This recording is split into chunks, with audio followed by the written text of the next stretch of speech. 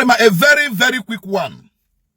Onyaho ka ụlọikpe Federal High Court nke ọkaikpe Omotosho nọ n'isi kpebiri na ụlọikpe agaghị anabata case of no submission application filed by Nnamdi Kanu's lawyer that Nnamdi Kanu should open defense n'ebubo na agụgọ ọchịchị etiti boro ye nakwa agụgọ niile atụrụ ya na ụlọikpe. It's not a problem. It's not a problem. He will open defense. By now, the defense materials, na ihe ga-eje open defense, is on ground. On ground, of course. The reality is on ground. Especially the marginalization of ndị Igbo is enough defense. Amam defense also na-achọ ka Nnamdi Kanu open. The marginalization of ndị Igbo. Ihe ahụ Ojukwu tiri mkpu ye is still happening. Ihe ahụ Ojukwu tiri mkpu ye is still happening. Amami na-aghọta. Ihe ahụ butere agha Biafra 1966 ruo 1967 to 1970. Ihe ahụ megano mgbe ahụ ka na-emetọkwa ugbu a. So evidence ka nkụ. Anyị ga-ebido from the federal government. Anyị ga-ebido from ihe federal government mege ndị Igbo. I get bidon from the appointment of Nde Buhari in an appointment during his as he gave up time and then Buhari in an appointment. Kamaran Dibo Lenia.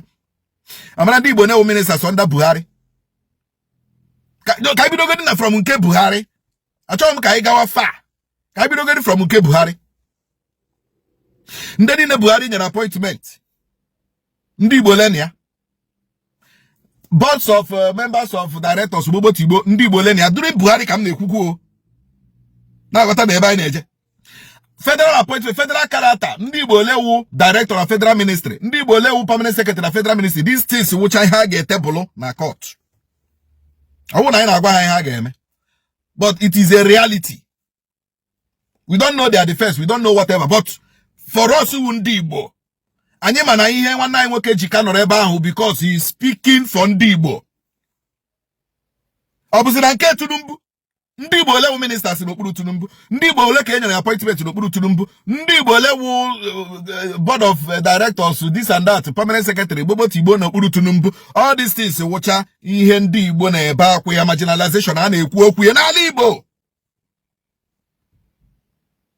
So what are we saying in essence?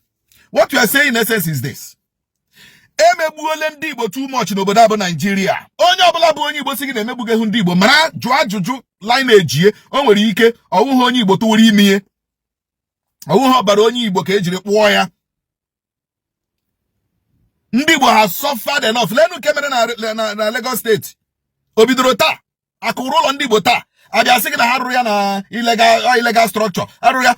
Amahụ m onye wu onye Igbo kpatara ego ga-eje obodo dịka Lagos chịrị ụlọ without documentation. Amahụ m onye bụ onye Igbo ga-arụ mansion ma ọ rụọ plaza na Lagos without documentation. Onye Igbo kpatara ego. One thing I know of ndị Igbo ji ego, especially businessmen ndị Igbo ji ego, ha na-adị thorough. Ha na-adị very articulate. Ha na like make mistake because ha make mistake, millions will go down, billions will go down. But because of the marginalization of ndị Igbo na Nigeria, ele mansion ndị Igbo na Lagos, Akuja, ele ya ndị Igbo na Lagos, Akuja. Onye wukwana anyị, onye wusu ngụ n'ofe, ndị Igbo ha kwanu ndị ebe, after all, emeriri ha n'agha. That is the mentality. That is the mentality. So we are not afraid. We are not. Because it is happening and it is still happening. Ndị Igbo le urula AIG, IG na Nigeria. Ndị Igbo le urula defense staff na army. Ndị Igbo le urula this na army. Ndị Igbo le urula that. We table those things down now. Anya agwani enyoba na amara onye megbugi ibe ye. Amara onye megbugi ibe n'obodo abụ Nigeria. Because in this country it is as if there is two laws in this country. One for the Nigeria, then ofu for ndị Igbo. Oh yes, because n'obodo abụ Nigeria ọ dị ka enwere iwu abụọ, two constitutions n'obodo abụ Nigeria. One for ndị Nigeria bụ ndị Nigeria, then the other one for ndị Igbo. Onye bụ onye Nigeria ga-emete ihe the same thing onye bụ onye Igbo metere. Ele onye nke bụ onye Nigeria soft landing. Le onye nke bụ the same thing onye America onye America. Asị ị ga-ahụ ishie, ị ga-anwụ ine ya. We are being marginalized. in every aspect of this country. That is the problem. And unfortunately, the leaders of the Southeast are the problem.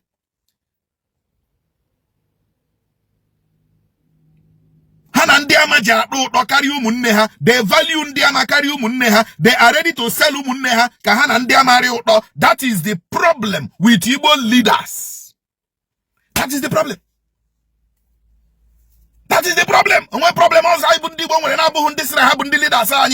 since after Ojuku, of course, Nnamdi Kanu, Keronyi got to Ala Igbo na si, Nonya Boni, Bondi Bogabu, Atuakasi, Eyo, you are our leader. Kuo, Kayi Sorugi, Ihikuru, Kai Game. None. None. None, no. And it is a problem to the Igbo nation that landed in an Aputa as leaders which are betrayers. Betrayers, Karaka, they want betrayers times 10. Nimo Fuonye and leaders of Ndibo. They don't like people like us that are vocal, people like us that are saying what they are doing. As far as you when you are vocal, either they bully you one time or the other, have to bully you one time or the other, even when they threat to your life one time or the other, because you said the truth to defend Igbo land. And we will keep defending this our fatherland. Igbo land, and we keep defending it.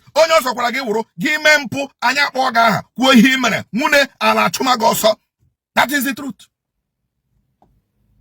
That is the truth. So I defend, defend. And I material barakasa. Material barakasa. Manamam, at the end of the day, Chukwu kika biama ke gosi hoji buru chukwu. Amana na munka mashie yike. Mba ulo urukwa. Ala Igbo ga-egosi kpọmkwem na onye eziokwu anaghị anwụ anwụ. Onye na-anwụnụ wu onye ụgha. Igbo